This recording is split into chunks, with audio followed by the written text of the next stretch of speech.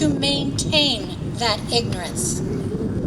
It takes advantage of people's tendency to see Islam as a religion in the traditional sense, rather than as a combination of a militant political ideology and a little tiny bit of religion. ISNA's imams use a number of strategies to either conceal the more barbaric aspects of their religion or to deceive people about their Islamic doctrine.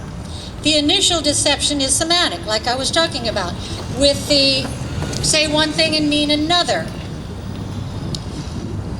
The initial deception is followed up with a number of rhetorical techniques that create a barrier to the real communication, which is not their end goal. They don't want real communication. Another tactic is focus on bridge building and understanding and clearing up misunderstanding of Islam. How many of you heard that, for heaven's sake, every day ad nauseum? Well, to answer that bridge building thing, the father of the modern Muslim brother Sayyid Qutb said, "The chasm between Islam and the Kufr is great, and a bridge is not to be built across it so that the people on two sides may mix with each other, but only so that the Kufr can come over to Islam." Right there they're lying. Right there they're flat out lying to you when they talk out loud. And which of the mainstream churches and Jewish orgs are helping ISNA fight its war against us? All of them, near as I can tell.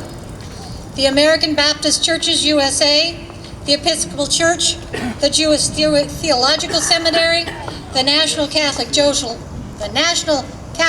Social Justice Lobby, the Presbyterian Church USA, the United Methodist Church, the U.S. Conference of Catholic Bishops, and in that we can include the Pope.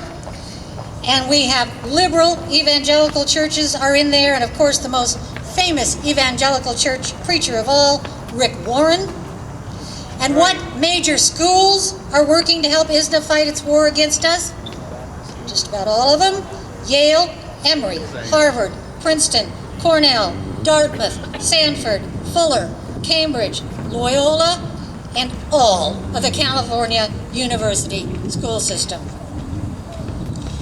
Just about to wrap up now. We must have a popular uprising of the clergy of all denominations to get together to bring morality, God's word, and order back to the American church and silence the liberals.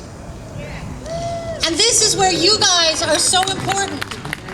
I can tell you all of this all day long, but you have to do this. Far too many of our conservative clergy has grown complacent, thinking it's okay to stay inside four walls and have its congregation come to it.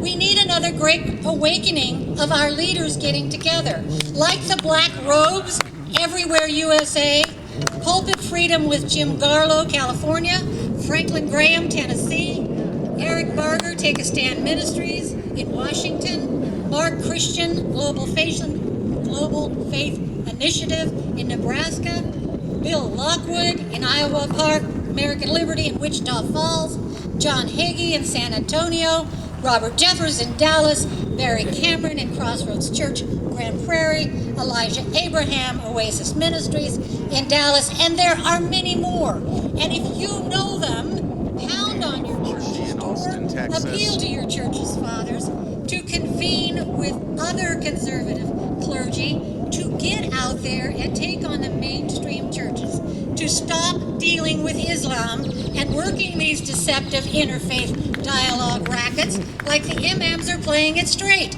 They aren't.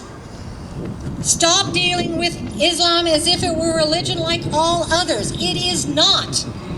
We cannot change Islam. Just forget it. We're not going to change it.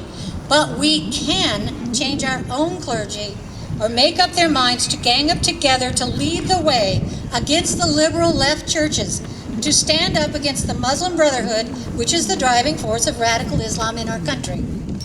Your pastors and your preachers and ministers may not be directly involved with interfaith dialogues, but they also may not be working against it, and that's critically important.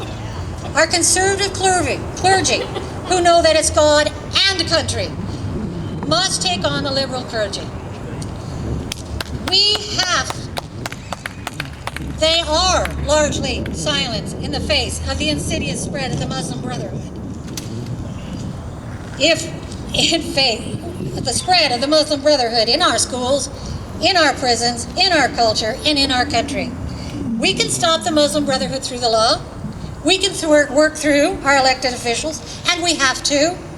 But a solid strike against it is to get our clergy to stand up and march and rally against it. We will follow. Thank you very much.